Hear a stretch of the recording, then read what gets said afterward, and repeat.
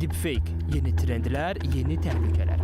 Son günlərdə deepfake videolar informasiya məkanında yeni və daha təhlükəli mərhələyə keçidi açıq şəkildə göstərir. Süni intellekt əsasında hazırlanan bu saxta görüntülər artıq təkcə əyləncə və ya fərdi reputasiya riski deyil. Deepfake bugün ictimai rəyə təsir edən, siyasi manipulyasiya yaradan və birbaşa təhlükəsizlik təhdidinə çevrilən alət kimi çıxış edir.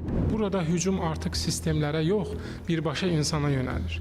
Deepfake texniki boşluqdan deyil, etibardan istifadə edir. Necə ki, klassik hücumlarda hər hansı bir zəifliklərdən, boşluqlardan istifadə olunurdusa, burada insan amili və onun etibarı, inamı sui-istifadə olunur. Belə ki, insan tanıdığı rəhbərin, həmkarını və ya rəsmi şəxsin üzünü və səsini gördükdə avtomatik olaraq təhlükəsizlik şübhəsi azalır. Bu da klassik sosial mühəndisliyin daha inkişaf etmiş, daha inandırıcı, təkamülə uğramış bir formasıdır. Əgər ötən illərdə deepfake-lər əsasən montaj olunmuş, sonradan yayılan videolar idisə, bugün artıq deepfake yalnız əvvəlcədən hazırlanmış videolarla məhdudlaşmır. Canlı video zənglərdə və real vaxt manipulyasiya vasitəsilə də saxta görüntü və səslər yaradılır. Bu, deepfake texnologiyasının tamamilə yeni mərhələsidir. Yeni deepfake-lərdə mikromimikalar real insana daha yaxınlaşıb, dodaq və səs sinxronu demək olar ki, qüsursuzdur. İşıq, kölgə, dəri məsamələri və tər təqlid olunur. Nəfəs alma, pauza, stres və emosional tonlar var. Yeni tendensiyalardan biri də deepfake texnologiyasının biometrik sistemlərə qarşı istifadə olunmasıdır.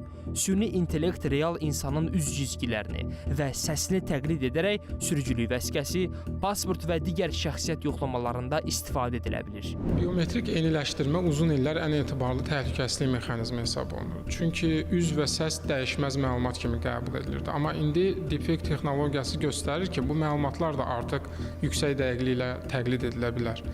Real ssenarilərdə bu adətən belə baş verir. Sosial şəbəkələrdən və açıq mənbələrdən bir şəxsin üz və səs məlumatları toplanır, onun bir modeli, vektorları çıxarılır. Deepfake-in yeni trendlərindən biri də sosial mühəndislik və emosional təzyiq taktikalarının güclənməsidir.